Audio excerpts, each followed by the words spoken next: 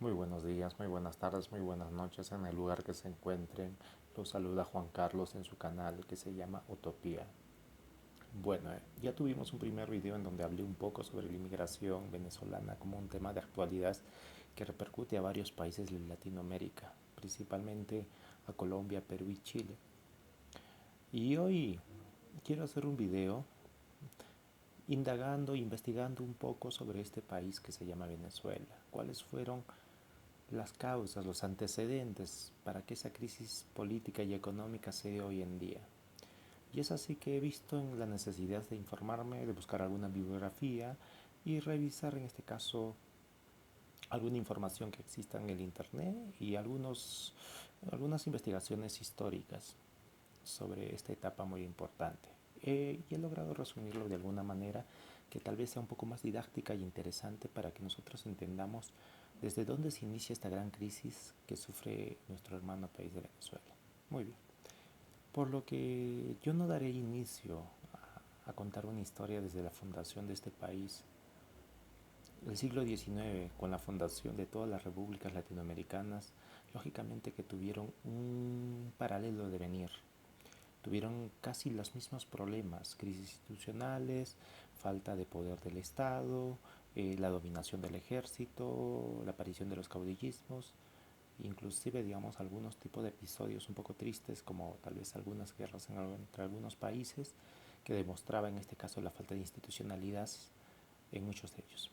Bueno, empezaremos en este caso desde el siglo XX, porque es un siglo en donde cada país ya tiene una identidad, y esa identidad es la que define en este caso la capacidad de cada país de poder sobresalir sobre los demás.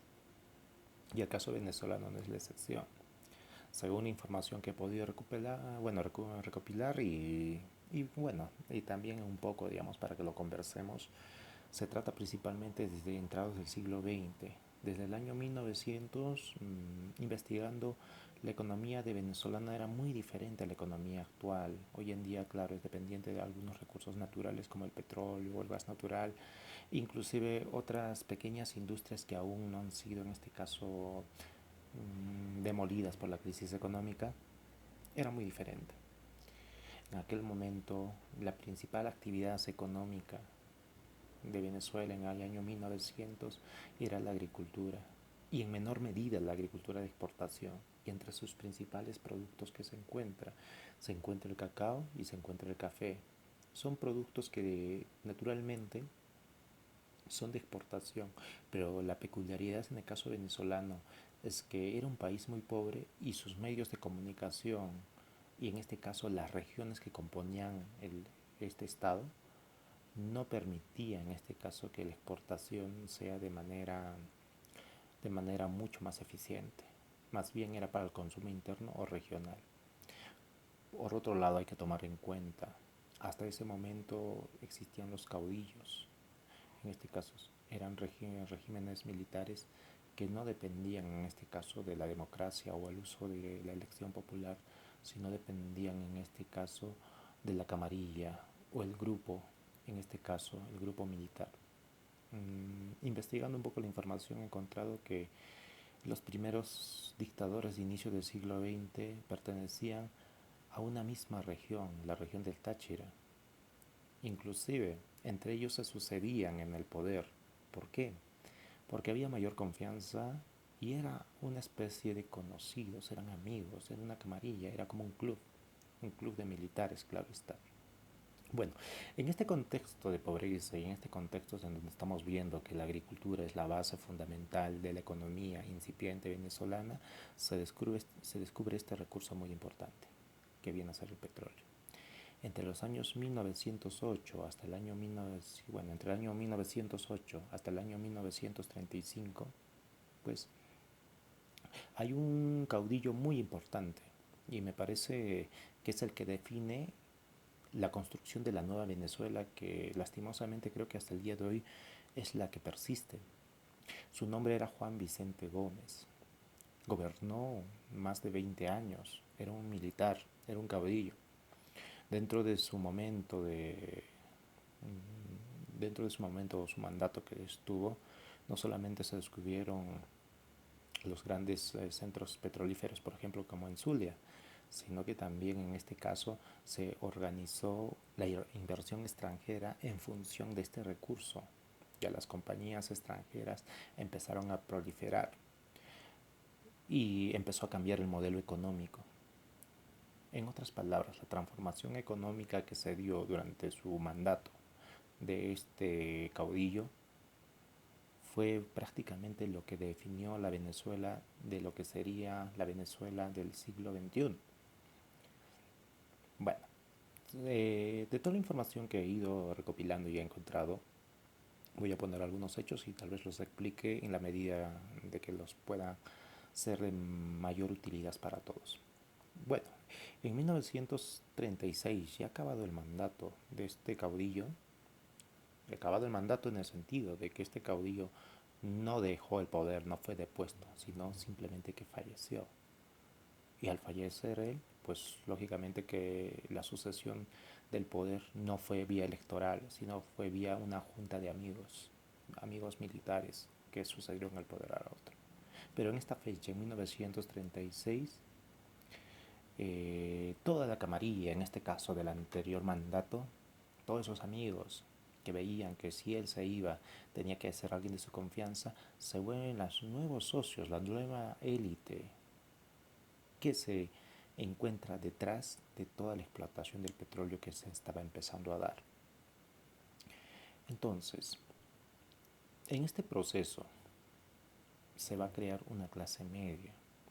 La clase media no se crea en función del avance o la transformación económica de los distintos sectores productivos, se da en función de la mayor presencia de compañías internacionales petroleras, sea de Estados Unidos, sea de Gran Bretaña o sea de Alemania, dentro del territorio venezolano. Con lo que quiero decir, cuando ingresaron las empresas extranjeras para la extracción del petróleo, no solamente empieza a ingresar lo que es un capital o lo que es el dinero, sino que empieza a ingresar también una, vamos a poner, digamos, un equipo de personas técnicas que necesariamente tienen que vivir en el lugar. Por otro lado, se empieza a desarrollar un pequeño movimiento obrero, no nacional, sino relacionado con la extracción o la industria del petróleo. Bueno, y por consiguiente, el ingreso de estas nuevas personas del extranjero que se relacionan con la industria del petróleo requerirá de que algunos productos del extranjero también ingresen al país. Algún tipo de cultura occidental también se va a ir asentando. Y por ende, los ingresos que el Estado pueda retener, en este caso las ganancias que puedan tener las petroleras, ampliarán el sector público y por ende aparecerá una nueva clase, en este caso sería la clase media, relacionada siempre con el boom del petróleo. En este caso, en estos años, según lo que he investigado, no es muy parecido a la época de hoy. O sea, la cantidad de millones de barriles de petróleo era ínfima, pero comparado con inicios del siglo XX era una cantidad que prácticamente definía las políticas del Estado. Bueno, entonces la industria petrolera, por un lado, deja a a la actividad agrícola como suplementaria, como secundaria. ¿Por qué? Porque la industria petrolera no ve una necesidad del desarrollo de la agricultura, no hay una compatibilidad. Lo que más bien le interesa a la industria petrolera, en este caso a la industria que se apareció en Venezuela entre las décadas de los 20 y los 30, era el desarrollo del comercio, era el desarrollo de los servicios y en este caso en el sector de la construcción y a veces también con la especulación del sector urbano. Empiezo a explicar cada uno de estos casos. ¿De qué manera en este caso la industria petrolera deja de lado la agricultura? En el caso de la agricultura, ya les mencioné que en el año 1900 era una agricultura incipiente, no era una agricultura netamente para la exportación, era solo para el consumo regional. Con la aparición del petróleo queda mucho más relegada, en el sentido de que las ciudades empiezan a tener un desarrollo, un crecimiento mucho mayor por la preferencia de las compañías petroleras internacionales. Por ejemplo, en el caso del comercio, En el comercio aparecen nuevos productos del extranjero que antes no existían. Y eso es lo curioso. Estos productos eran para el consumo de los nuevos elementos que venían con el capital extranjero, sean técnicos, sean la burocracia. Pero por otro lado, también hay que tomar algo en cuenta. Las industrias petroleras, que eran compañías extranjeras, necesitaban importar insumos, con lo cual ellos tenían un manejo del Estado. ¿En qué consistía ese manejo del Estado? Pues las leyes que se aplicaban en aquella época era a las necesidades de las empresas extranjeras. Por ejemplo, si había necesidades de importar maquinaria o importar insumos para la industria petrolera, no se pagaban aranceles, no pagaban impuestos. Era como un mercado libre y prácticamente el Estado no ganaba nada. Pero el problema era el otro. No solamente eran productos manufacturados los que se importaban, también eran alimentos. Y muchos de esos alimentos no se pagaban impuestos. Por consiguiente, el Estado no generaba ninguna ganancia con el ritmo de exportación. Y no solamente era en los alimentos, era en el caso de la vestimenta, era en el caso de casi todos los productos necesarios, no solo para la industria petrolera, sino para el consumo humano. Prácticamente los aranceles eran cero. En otras palabras, todo el dinero que el Estado venezolano a inicios, en este caso de estas décadas 20 y 30, inclusive vamos a llegar hasta la década de los 40, se generaba, era en base en este caso a las ganancias que daban las petroleras y no eran tampoco el 50%, era una porción según los contratos establecidos. Bueno, bajo estas condiciones, el comercio se regulaba en función de las compañías petroleras. En este caso, los servicios también estaban en función de las compañías petroleras.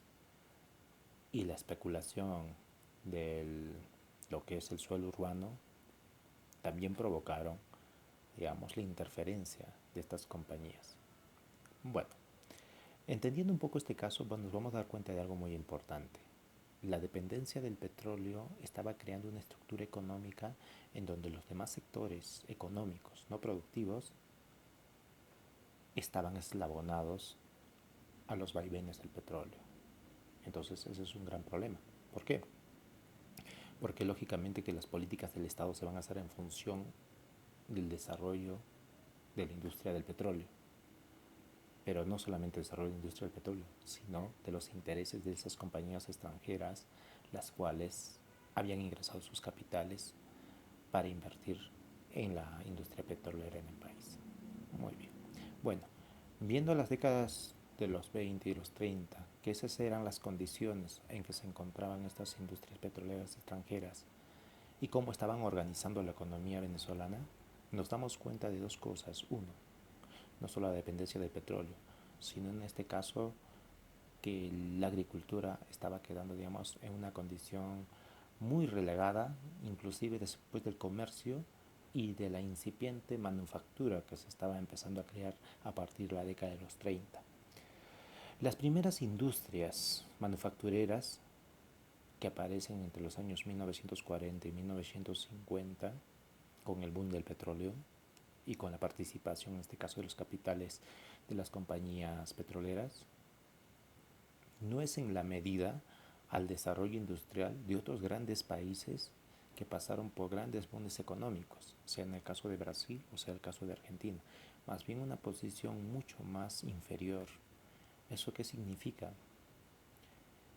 Que para las empresas o para el desarrollo de las empresas del petróleo no era necesario la manufactura nacional, por el simple hecho de que ya al importarlo a un precio que era cero coste en impuestos, le salía muy favorecido. Entonces uno de los grandes problemas que tal vez se va a ver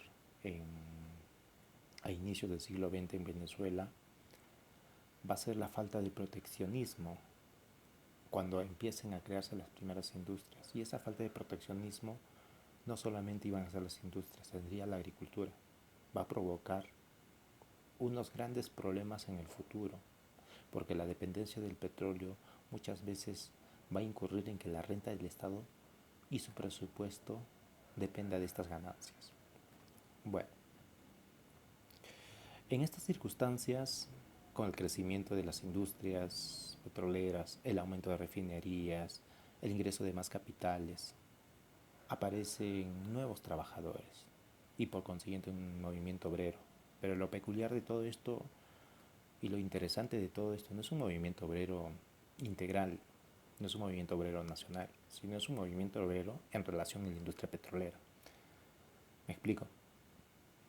Simplemente el hecho de que los obreros, en este caso de la industria petrolera, conformen el 1.2% de todo el movimiento obrero y que ese 1 o 2% tenga la capacidad de hackear en algún momento el Estado, habla de la desproporción de lo que es la industria venezolana. En otras palabras, si ese 1 o 2% hacía una huelga en los grandes campos petrolíferos de Zulia, paralizaba casi toda la economía venezolana.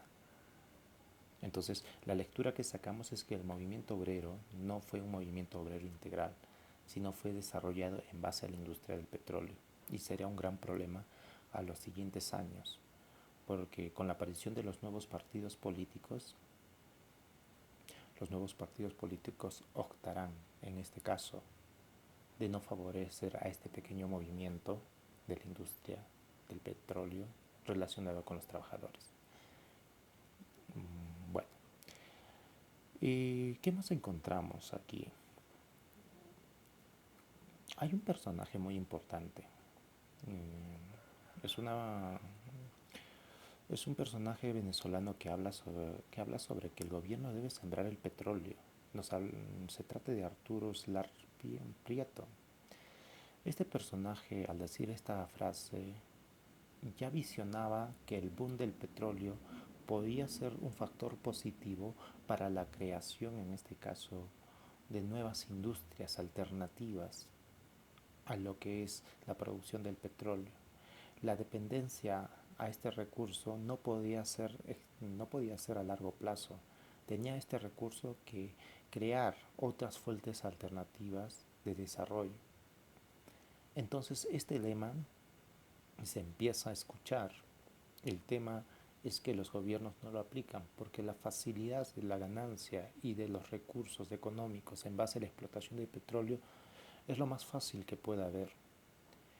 Y por consiguiente, encontramos que las dictaduras se mantienen también en base al fortalecimiento de las compañías extranjeras relacionadas al petróleo. Bueno, entonces cuando la dictadura acaba, no acaba, como les acabo de decir, producto de un golpe de Estado. En este caso, Juan Vicente Gómez, que gobernó durante más de 2 décadas y que fue un caudillo muy importante en la configuración de la nueva Venezuela, tuvo importantes opositores, inclusive de organizaciones políticas clandestinas, pero nadie se atrevía a enfrentarse a él. La gente solamente esperó a que este gobierno termine no con un golpe de Estado, sino que termine con su muerte y una muerte natural. ¿No les hace un poco conocido este discurso? Pues lastimosamente es parte de la historia que pasó Venezuela a inicio del siglo XX. Fallecido este dictador, ¿qué ocurre? La junta de gobierno o los amigos de este dictador, a sabiendas que ya iba a fallecer, empiezan a posicionar y determinan poner a otro militar que sea afín a ellos. Principalmente los militares que se pusieron a inicio del siglo XX y que fueron parte, en este caso, de los caudillos, pertenecían a la zona del Táchira, eran militares del Táchira. Había entonces demasiado regionalismo. Inclusive los militares no demostraban un sentido de identidad nacional, sino un sentido de identidad regional. Y es un problema bien grave, porque hay una fractura, no solamente política, sino hay una fractura social, en el sentido de que no existe la idea de pertenencia a Venezuela. Y eso lo demostraron sus primeros caudillos, por el hecho también de enriquecerse en base a la cooperación que tuvieron con las inversiones extranjeras. Inclusive hay algunas leyes que las mismas compañías norteamericanas hicieron a su medida. Y eso ya lo veremos en el transcurrir del video. Bueno, lo que puedo ver de la producción petrolera entre algunos años en los que he encontrado cierta información, por ejemplo, en el año 1927 se explotaba 63 millones de barriles al año. Pero ya en 1945 las cifras prácticamente se quintuplicó. Bueno, tuvo 5 veces de aumento, un poco más, a 323 millones de barriles. Entonces, ese crecimiento se da por dos cosas. Uno, por la ampliación en este caso de plantas donde se encontraban reservas de petróleo, y el otro lado por el ingreso de más empresas o compañías petroleras para invertir. Se habla que en 1930 ya había 107 compañías, y por lo cual, con todo el ingreso de estas compañías y la generación de dinero, en la dictadura que vimos en este caso de Vicente Gómez, liquidó la deuda externa, producto en este caso de la anterior economía dependiente de la agricultura. Entonces, eso fue un gran salto en el sentido de que parecía que Venezuela ya tenía un proceso de economía más autónoma, a pesar de, en este caso, de que las empresas extranjeras sean poseedores de los recursos naturales. Y bueno, coincidentemente dentro de la etapa de Gómez sucede la etapa de la Gran Depresión. ¿En qué consistió la etapa de la Gran Depresión? Fue una gran crisis mundial que ocurrió en 1929, producto en este caso por el aumento de la producción y en este caso el aumento de los productos o las mercancías que no encontraron un mercado. En algún momento dado, eh, esa, sobre, esa sobreoferta no cubrió la demanda que era mínima. Y en ese proceso se da una gran crisis económica en Estados Unidos que repercute a todos los países, principalmente latinoamericanos. ¿Qué pasó en el caso venezolano? Fue un tema muy particular. ¿Por qué? Porque prácticamente Gómez, o el caudillo Gómez, para enfrentar esta gran crisis económica, tuvo que darle más valor a la moneda nacional, que en ese momento seguía siendo el bolívar. Y cuando le dio un valor mucho mayor que el dólar, lógicamente que decreció al inicio la explotación y la puesta en venta de los barriles de petróleo. Se sintió un poco la crisis, pero para luego volver a aumentar la cantidad de demanda. Entonces, la medida que hizo de darle más valor a la moneda nacional fue favorable al comercio internacional que tenía, en este caso Venezuela, con el mundo. Pero esa medida también perjudicó mucho al comercio o a la industria o a la manufactura o a los sectores económicos internos de Venezuela. ¿Eso qué significaba? Si tú aumentas el valor de una moneda nacional, lógicamente vas a perjudicar tus sectores económicos que pueden ser la agricultura o la industria. Y fue de alguna manera lo que determinó en parte de que la agricultura dejara de ser una prioridad para el Estado y la industria de igual manera.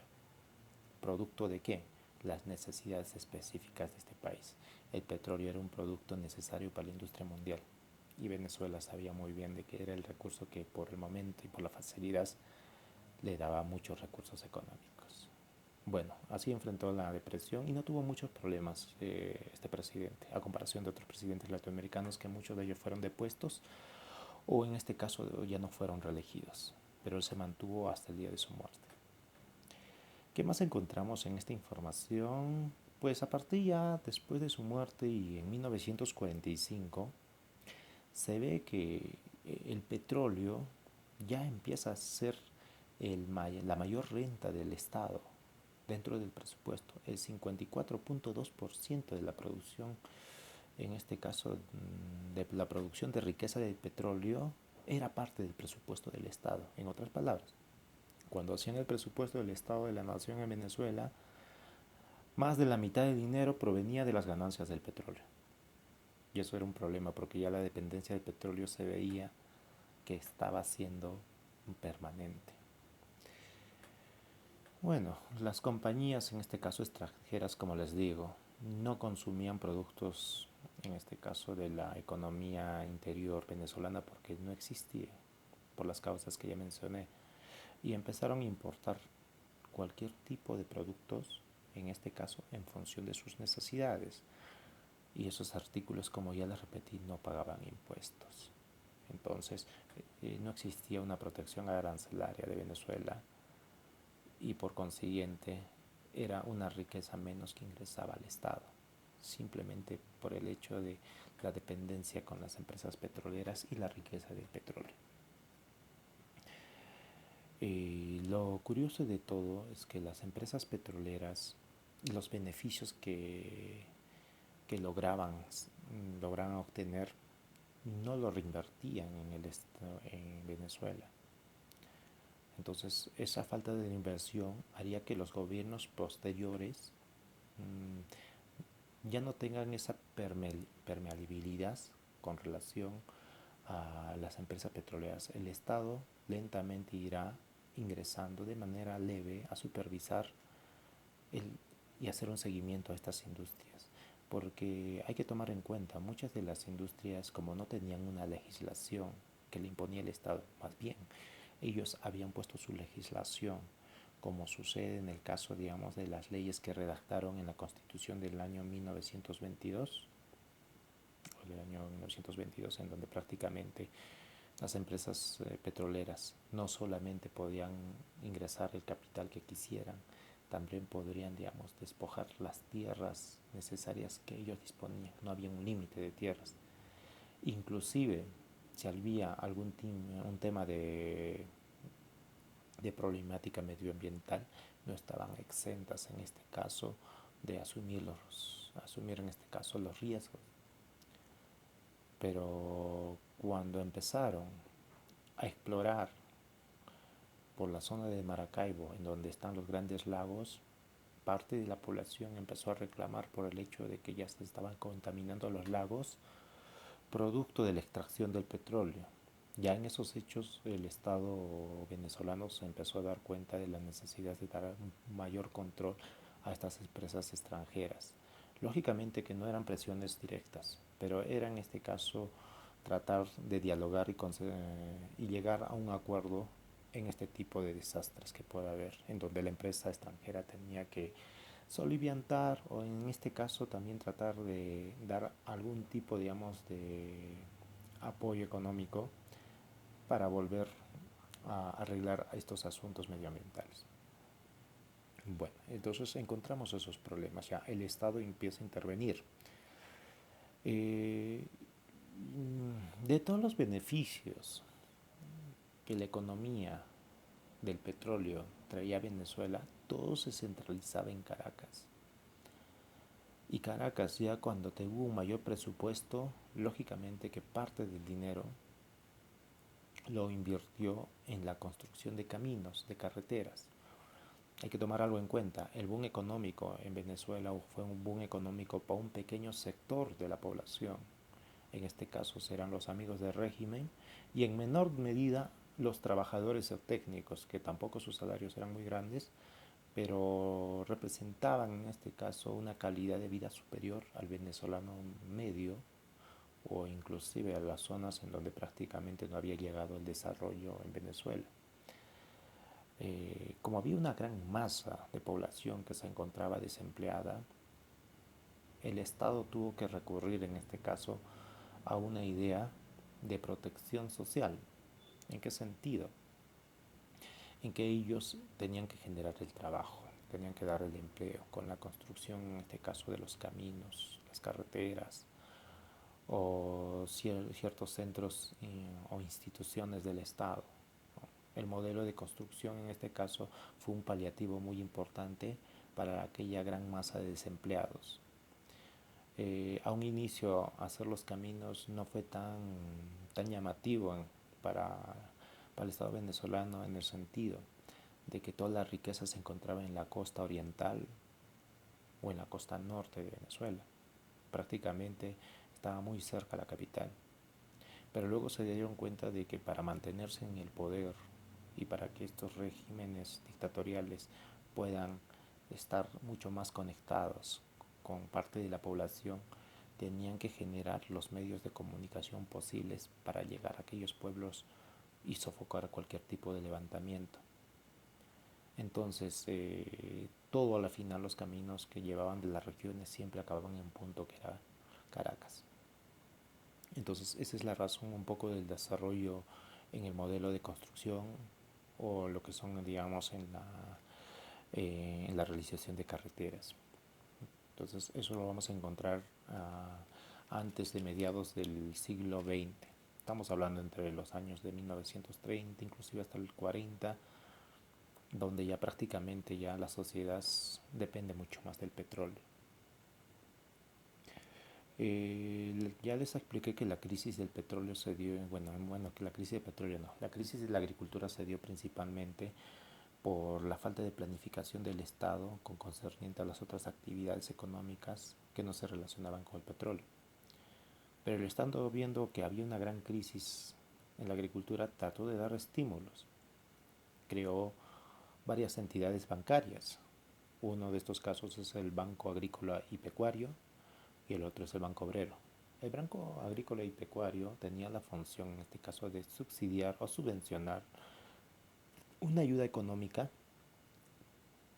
para los agricultores o para aquellos asentados agricultores.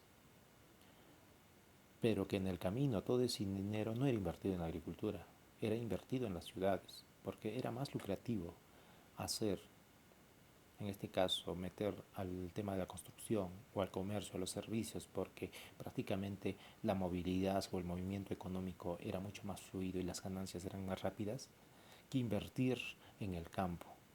Porque al invertir en el campo no solamente era un tema de semillas o fertilizantes, sino era un mejoramiento, en este caso, de la tecnología agrícola.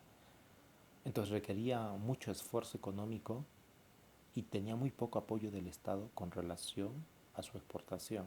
Es por consiguiente que mucho de la ayuda que podía haber sido de este banco pasó siempre, digamos, a las ciudades. Se desvió el dinero, los fondos. Y en el caso del Banco Obrero, el Banco Obrero era principalmente para las personas pudieran pagar una casa o en este caso para los proyectos inmobiliarios que se estaban iniciando en las grandes ciudades. Porque en este proceso en donde aparecen las grandes compañías petroleras que son cercanas a la costa y muy cercanas a las ciudades, empieza a haber una inmigración rural muy importante. Y esa inmigración hace que las ciudades empiezan a crecer y empiece, digamos, a haber una tuburización. Este crecimiento poblacional también indicaría, por otro lado, el crecimiento de la clase media en la necesidad de nuevas viviendas. Entonces muchas empresas aprovechaban este Banco Obrero para subsidiar sus proyectos inmobiliarios a bajo precio, pero cuando ya se culminaba el proyecto, los precios se excedían, en este caso, al precio acordado. Era en función ahora del mercado. Si por X viviendas una persona necesitaba comprarlo y la empresa constructora lo subía y aún así compraban, no habría ningún problema en subirlo. Entonces, hubo un aprovechamiento también del otro banco. Entonces, el Estado de alguna manera, tal vez de manera leve, trató un poco de soliviantar los otros sectores económicos que prácticamente habían salido desfavorecidos con la industria del petróleo, pero que en la práctica no fueron de mucha ayuda. También podemos encontrar algo muy importante. Cuando ya Gómez, el caudillo Gómez, fallece, hay una junta de amigos de Gómez que decide poner, en este caso, a a un nuevo mandatario. Y este viene a ser López Contreras. Y entonces él sería el nuevo presidente a partir de 1936. Y en el caso de López Contreras era un mandatario que no tenía un carácter o no era un gobierno tan fuerte comparado con el anterior. Para que una dictadura dure más de 20 años tuvo que tener mucho el uso de la fuerza, la represión. Pero en el caso de este presidente que ha sido, digamos, declarado por una junta por una junta militar en este caso, pero luego ya por el Congreso, se ve que no tiene un carácter similar al mandato anterior. Y es por ello que crea un programa de febrero, lo autodenomina programa de febrero, que es muy parecido a un presidente contemporáneo de aquella época que era Lázaro Cárdenas. ¿Qué significa? Que de alguna manera él proponía un programa social, veía que el crecimiento económico del petróleo había mejorado las arcas del país, pero no había mejorado las condiciones de vida de la mayor población existente en las regiones o inclusive, digamos, del desempleo existente en las grandes ciudades. Es por ello que el Estado empieza a intervenir en lo que es el tema de la seguridad social, el tema del desempleo, el tema en este caso de los subsidios. Y es por ello que hay una cierta preocupación. Para tener un balance de crecimiento económico debe haber una justicia social. Entonces hay unos incipientes rasgos de justicia social ya a partir de este mandatario. Bueno, y cuando ya acaba su gobierno ya designa como sucesor al general Isaías Medina Angarita. Y Isaías Medina Angarita en este caso también sería de Táchira, todos ellos eran de Táchira, prácticamente era un círculo de amigos. Este último mandatario seguiría el camino en este caso de lo que era López Contreras, en el sentido de ver el tema de la justicia social, profundizar en la justicia social. Entonces, y por otro lado, hay que tomar cuenta que cuando hay dictaduras, los grupos políticos permanecen en la clandestinidad. En el caso de este último mandatario, habrá una libertad política mucho mayor, lo cual causará una mayor actividad política y por otro lado el Estado tendrá mayor influencia en la sociedad, producto de su intervención para paliar ciertos problemas sociales. Muy bien. Ahora, ¿qué podemos ver en este caso relacionado a la Venezuela de ahora? Parecen ser los mismos problemas, ¿no? Producción de petróleo, mayor control del Estado, actividades económicas secundarias casi agonizantes, la agricultura, la industria, sectores beneficiados en cambio por la industria petrolera, el comercio y los servicios. Hay cosas que son muy parecidas a la actualidad. Y eso es lo que determina un poco el devenir de la historia de Venezuela. Bueno, en cuanto a la población, ¿qué podemos decir de la población? El aumento de la población se dio en primer lugar a inicios de la década de los 20, los 30, de manera rural. ¿Eso qué significa? De que la población rural de las regiones empezó a ocupar las ciudades porque ahí estaba no solamente las grandes industrias petroleras, sino también estaba la mayor presencia del Estado en las obras públicas. Y a partir de la Segunda Guerra Mundial, Venezuela al inicio es un país neutral, pero luego interviene, en este caso favoreciendo a la política de Estados Unidos. Pero hasta este momento, en este caso, lo que era la casta militar todavía no estaba profesionalizada. En ese sentido, ya hay un desarrollo económico, hay un mayor control del Estado sobre la sociedad, pero por otro lado, estos recursos económicos en una guerra mundial podían ser vulnerables a una agresión de un país internacional.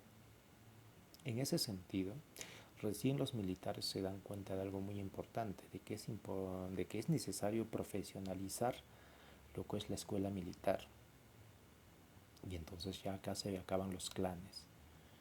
En ese contexto de la Segunda Guerra Mundial, recién empieza a aparecer el espíritu de nación dentro de los militares. Antes no existía un espíritu regional, y es de lo que había explicado. Entonces, ese espíritu nacional, ¿qué significa? Que ya va a haber una mayor conciencia sobre el tema de la soberanía del país con relación también a los recursos naturales. Y se crearán instituciones o logias en donde los militares tomarán en cuenta que tienen un papel muy importante como institución que vela la soberanía nacional.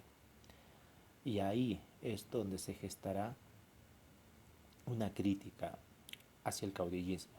Es decir, los militares tomarán conciencia de que en una democracia tienen que existir los partidos políticos y ellos tendrían que gerenciar el Estado. Entonces ya había su idea. Estamos hablando ya en plena Segunda Guerra Mundial. Bueno, en ese contexto vemos que los militares ya tienen una conciencia nacional, hay una soberanía y lógicamente que van a ceder el poder. Ya después de la década de los 50 va a haber un cambio muy importante en Venezuela. Las secuelas de la Segunda Guerra Mundial, producto en este caso del desastre, no solamente económico, social, provocarían grandes migraciones, en este caso a diferentes lugares del mundo, de Europa hacia el mundo, Estados Unidos, Argentina, principalmente Brasil también, y este caso también ocurrirá en Venezuela. Después de la Segunda Guerra Mundial vendrán grandes contingentes de inmigrantes españoles, en este caso migrantes italianos y de otras partes de Europa. Según las estadísticas, el crecimiento de la inmigración europea en Venezuela anterior a la guerra era de 1.3, pasó a casi el 7% de la población total de Venezuela. Era un crecimiento de 6% de toda la población y fue un crecimiento relativamente importante. Mucha de esa inmigración se asentó en las principales ciudades en donde sí existían las industrias petroleras y por consiguiente occidentalizó en gran medida estas ciudades a comparación de las regiones. Por otro lado, esta nueva inmigración se convirtió en una importante mano de obra que luego sería utilizada en la industria petrolera. Cuando ya las organizaciones o el movimiento obrero tenga mayor fuerza y quiera hackear un poco a estas empresas, lógicamente podrías cambiarlo con el nuevo contingente de extranjeros que lo suplirían a los trabajadores nacionales. Entonces, dentro de esas características estamos viendo algo muy importante. Y eso es hasta ahí. Estamos ya casi inicios de lo que es de la década, bueno, mediados del siglo XX, pasando ya a la década de los 50. Es la información que pude sacar. Claro que luego vamos a ver la formación de los otros partidos, ¿no? Los más grandes partidos, Acción Democrática, en este caso con su fundador Rómulo Bentancur, y el otro el COPEI. Son una serie de siglas, pero que en este caso fue un partido muy importante que gobernaron a partir de la década de los 60, los 70 y hasta los 80. Lo curioso de todo es que en la década de los 70 hubo lo que es el boom del petróleo. Nunca antes Venezuela había tenido tanto petróleo y nunca antes había exportado tanto petróleo y nunca también había habido tanta corrupción. Y uno de los grandes problemas creo que de Venezuela es que el punto de la economía, que es el petróleo, siempre ha definido la historia. Si hablamos de la historia del siglo XX, vamos a hablar la historia de Venezuela relacionada con el petróleo. En otro video ya tal vez si es necesario mencionaré o estudiaré un poco también este tema ya de los partidos políticos. Hoy hablamos solamente de los caudillos y cómo los caudillos empezaron a gestionar el poder en función de este recurso que es el petróleo y cómo empezó a cambiar la forma o la cara de la Venezuela que es muy parecida a la actual. Pero hay algo que es recurrente, que los ingresos de petróleo siempre fue un pequeño círculo y nunca pudo pasar más allá de todo eso. Y es lamentable también porque la historia de Venezuela se liga a la historia del petróleo y la historia del petróleo prácticamente ha aniquilado a otros sectores productivos. Bueno, mi nombre es Juan Carlos, ojalá que les haya gustado este breve conversatorio.